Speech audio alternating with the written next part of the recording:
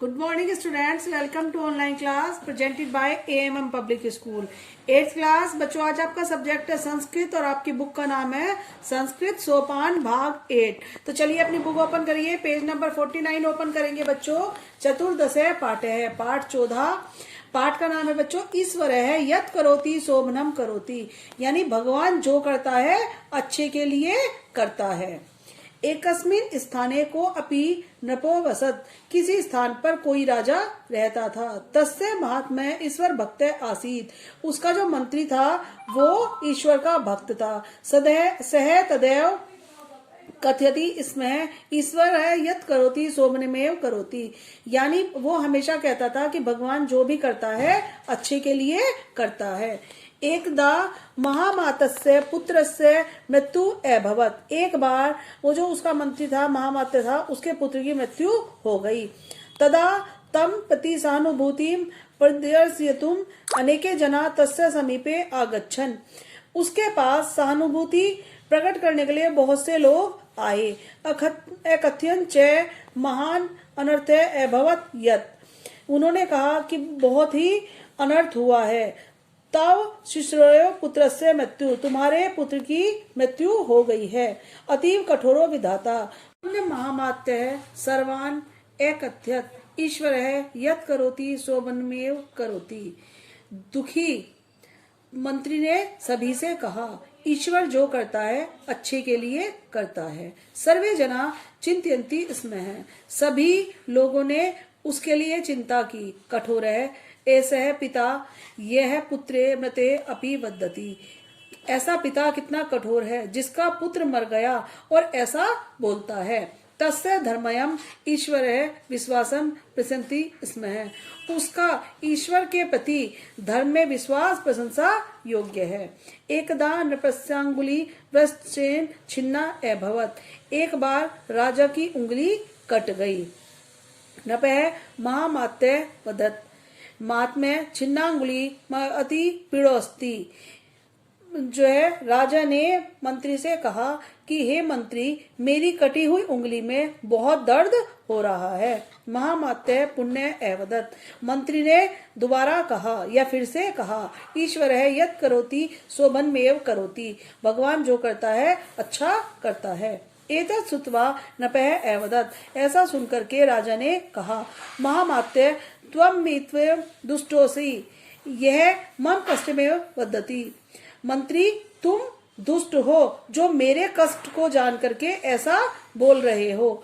एतस्मात् कारणात् नपो रुष्टो भवत् आत्मेन च सह वार्तालाप अपि न करोति स्मः, इस कारण से राजा मंत्री से रुष्ट हो गया, नाराज हो गया और उसके साथ बातचीत करनी बंद कर दी, उसके साथ बात नहीं करता था। आत्मात्य बिना तस्य राजस्य कार्यकारिणी न चलती इसमें है, मंत्री के बिना उस राज्य के कार्य नहीं चलते थे। एकदा नपे आखेटाए वन मगच्छत ततः नपे मार्गे तम पृच्छत, एक बार राजा वन में आखेट करने के लिए यानी शिकार करने के लिए गया तो रास्ते में उसने उससे पूछा महामात्य त्वं प्रतिदिनं वदसि ईश्वरं यत् करोति शोभनमेव करोति, कथस्य कुत्रास्ति तव ईश्वर। उसने मंत्री से रास्ते में पूछा कि हे मंत्री जो तुम रोज कहते हो कि भगवान जो करता है अच्छा करता है, तुम्हारा भगवान कहाँ है। महामात्य एवदत, मंत्री ने कहा महाराज सह सर्वत्र संसारे व्याकोपस्ति, वह सारे संसार में व्यापक है यानी वह हर जगह है। सह अरूप है अस्ति, उसका कोई रूप नहीं है। एताभ्याम नेत्राभ्याम वयम तम दृष्टुम न समर्थः, हम उसे अपनी आंखों से देखने में समर्थ नहीं है। योगिनः तम ध्यानेन पश्यन्ति, जो योगी है योग करते हैं वे उसे ध्यान के द्वारा देखते हैं।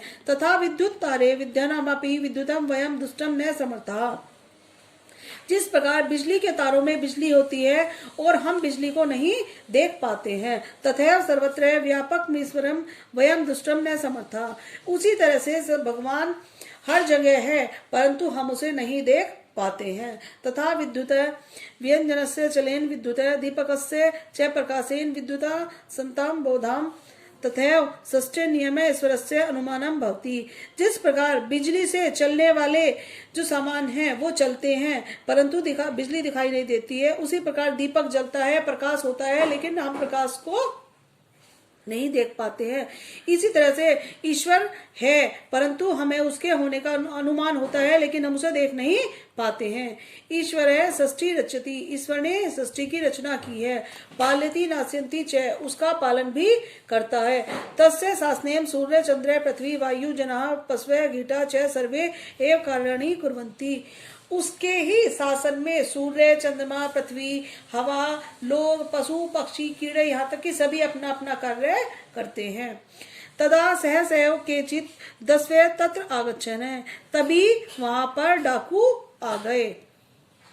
ते नपमात्यम च गृहीत्वा अचलन, वे राजा और मंत्री दोनों को पकड़कर ले गए।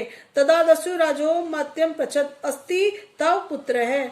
तब डाकुओं के राजा ने उससे पूछा तुम्हारा पुत्र कौन है।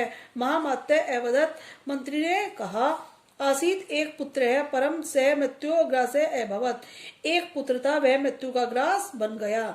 दस्यु राजे अवदत्, डाकुओं के राजा ने कहा दस्युन प्रति डाकुओं से मूर्खा कस्मात वृद्ध पुत्र है, मूर्खो यह निपुत्र है। अस्माकम देवी निष्पुत्र से बलि न वाचंती, हमारी जो देवी है वो पुत्रहीन की बलि नहीं चाहती है। तही तज्जे एतम, इसे अभी छोड़ दो। 10वें तज्जन, डाकुओं ने छोड़ दिया। अधुना तब देव बलिदान नपस्य वारे आसी, तब ऐसे कर ले सर।